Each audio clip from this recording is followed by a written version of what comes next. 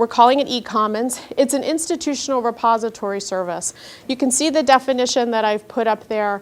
Basically, an institutional repository is similar to a university archives, which we've had for many, many years. A repository helps preserve the output of the university, whether they're administrative records, scholarship, curricular materials, whatever the university thinks is important to preserve. The one piece that I think is different than in a university archives is the piece about visibility, because with digital, whether they're born digital or we've digitized them, documents, we can make it available widely for anybody across the world, as opposed to when it was in the university archives and they had to physically come to the archives.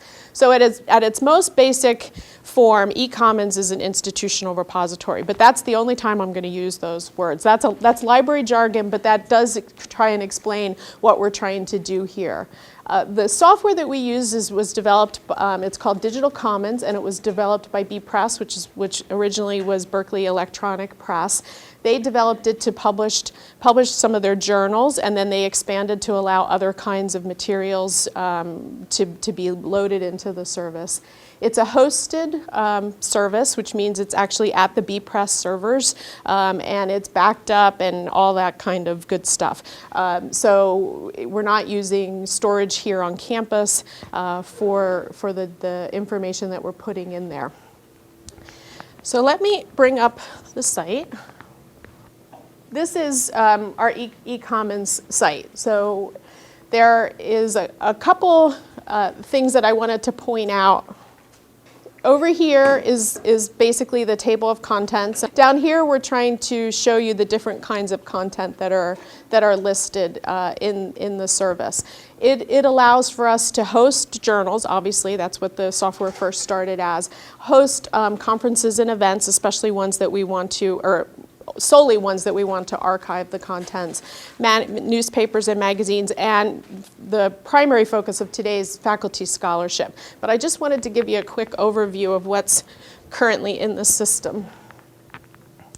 So if you click on Research Unit, Center, or Department, this is everything that we have listed so far, alphabetically by major unit and then within the unit. It's a really wonderful way to highlight our student scholarship as well as our faculty scholarship. Those of you on the Senate, or those of you who have looked at some of the Senate documents that have been discussed over the last several months, probably are familiar with the Academic Senate materials. So this is these are the documents of record for the Senate. So the minutes for the committees, the documents. It automatically migrates forward PDF documents. It can take any kind of document. It's called, they say our system is format agnostic, but they maintain a pledge to reformat PDF documents so that it can continue to be read, 5 years from now and 10 years from now. We also have loaded some journals. So we published 2 journals out of the Marion Library, and Marion Studies is one of them. It's a journal of the Mariological Society, and we have digitized a couple of our back volumes and posted them up here so that they are freely available for people across the world. These are subscription-based. In the case of this, it's a membership benefit, so it's not the most recent issues and volumes, but our hope is that we will move these journals to open access and allow them to be available free of charge to people. In addition to having the full front end for a journal, for an online journal, it also has the full back end for the editorial process, the peer review process, and the publishing scheduling process. We have also listed some of our newsletters. So here are the campus reports that have been digitized, and we are, you can download the full text, or you can click to read using the issue software. Our Faith in Mary is a conference that the Marion Library put on this summer. We ran, you can see directions to the university. At one point there was also a registration link. We worked with TouchNet on campus, the UDIT people, to actually facilitate the registration. That's not part of this project. But what this does allow us to do is, under program information, then actually load the papers that were presented so that they are archived and findable for people who want to come back and look at those papers. We also did something similar for the Human Rights Program conference that was on. In this case, we have only abstracts at this point in time.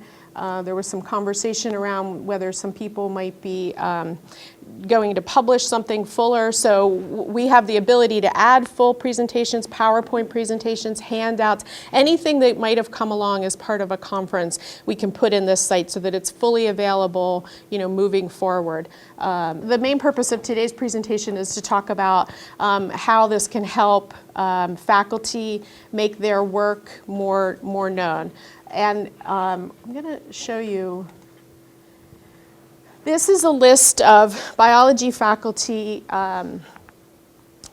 publications over the last several years that we contracted with the company to build out this site for us. We selected a couple different departments that we knew would probably have a lot of content available for us so that we could show what was possible. The ability to host it in Ecommons is based on the author contract that the faculty member signs when they write the article.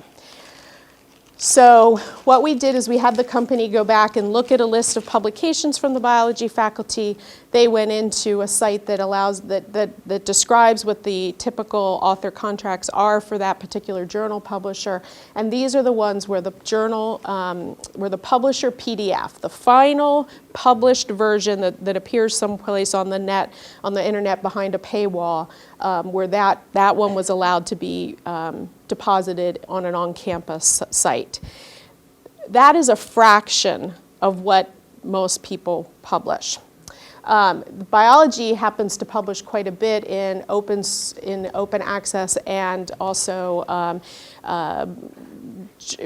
for-profit journals or behind paywall journals that have a federal mandate to make their research available, because there is now a federal mandate that any research that's sponsored by NSF, the publications that come out of it have to be made available. So that has to be either available through and it also the National Institutes of Health. So for that, they have to load it into Medline or PubMed.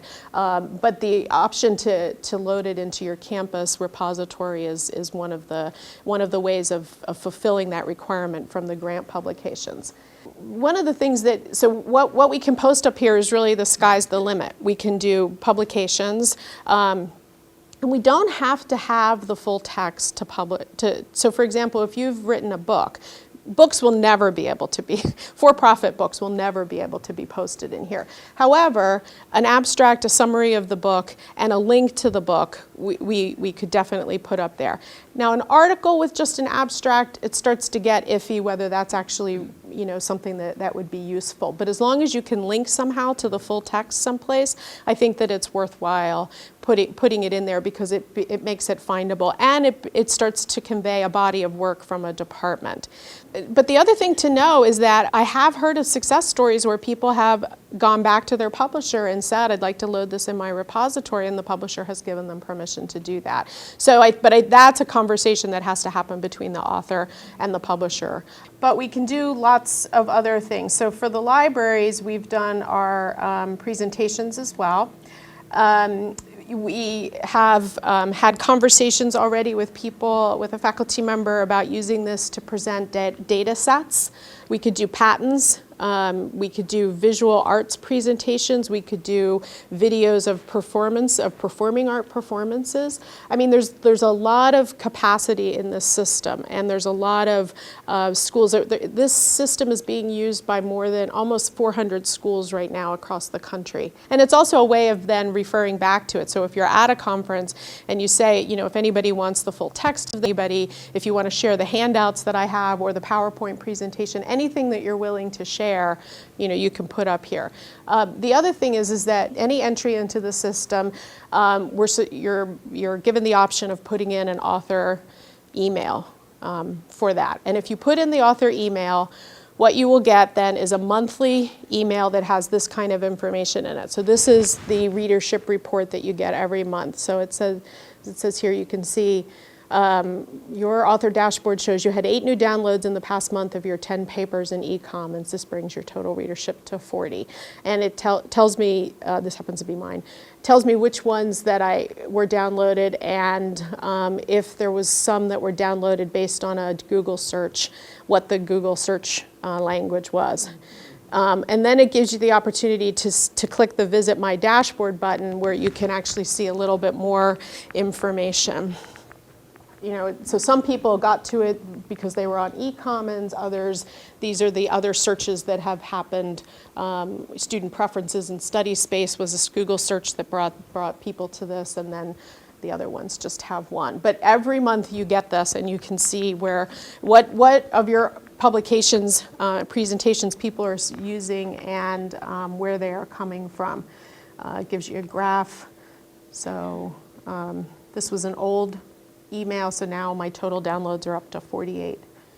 They're nice canned reports. Google Analytics are also on here. I don't know that that's especially useful for an individual author, but it is useful for series managers. I think there is some information that you might want that isn't apparent in the pre-canned articles or the canned reports.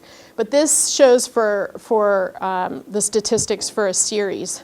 It can be restricted to an IP range. So that's the library faculty publications, and I went in and ran a report. So it shows, of the different things that are that we've listed, and they've been in there since about March, I think, is probably the earliest we started adding things. So it shows, for my faculty, whose articles are being downloaded, how many times they've been downloaded, and then I can go in and further drill down to see how people are finding that information. But this would be useful, I think, for a department chair to be able to look at their series, to see, or a program director, or a unit here on campus that's loading. We have conversations going with so many units on campus. I know one of them is posting all of the homilies for the noon mass. That we were working with. I don't know if it was you, Maria. I don't know who we were working with, but that was an idea that came up. And so seeing how many times, our noon mass homilies are being downloaded. So we can give series readership report access to any series owner so that they can see what's being done with their unit or their faculty. And so this gives you a report of our top downloads that are not the flyer news. This one was posted October 6th, I'm pretty sure, human trafficking. So you can see that people are finding this pretty quickly. The nice thing about the standard poster is that you can also see it online, without downloading it. So people have looked at it and thought this is useful to me and have clicked the download button. And this shows you where is it being discovered. So you can see primarily from Google Scholar, but then Google Canada, Google Denmark, the UK. I mean, really, people are discovering this from all over the world. And that's one of the things that we've seen in presentations that have been given from other institutions. For example, one of the things that we've put up there are and we're in the process of continuing to do it, are old news releases. I didn't know this, but in our archives, that's one of our top requested searches, is can you find the news release that UD put out? So that gives us, a curricular match, but also it's helping with access and archiving them. So now we have them in 2 formats, paper and electronic. These are a couple, I think, interesting projects that have been run through the Ecommons or the Digital Commons software. When the University of Nebraska at Lincoln rolled out this site or this service, they probably had it for 5 years, I think, almost. The dean of the libraries was going around and talking to different faculty members, and he walked into one of the offices, and the man had on the edge of his desk this very large stack of papers, a manuscript, and he asked him about it, and It was this particular book here, this online or Dictionary of Invertebrate Zoology, and it was something that it was basically this man's culminating project, yes. And he had had a publishing contract for it, but it fell through. The publisher that had agreed to do it was absorbed by a larger publisher, and the larger publisher said it doesn't really fit. There's a lot of photographs in here, color photographs, which are very expensive to publish. That theme of color photography comes back over and over again in people who have decided to self-publish using this particular software product. So this one is interesting. It's American Scholars of Religion project. What they have done are collect oral histories of scholars who are working in this field, and they needed a place to make it available. So these are the different, either the text of the oral history or the actual video of that project. So I think it gives you an idea of how you can embed video.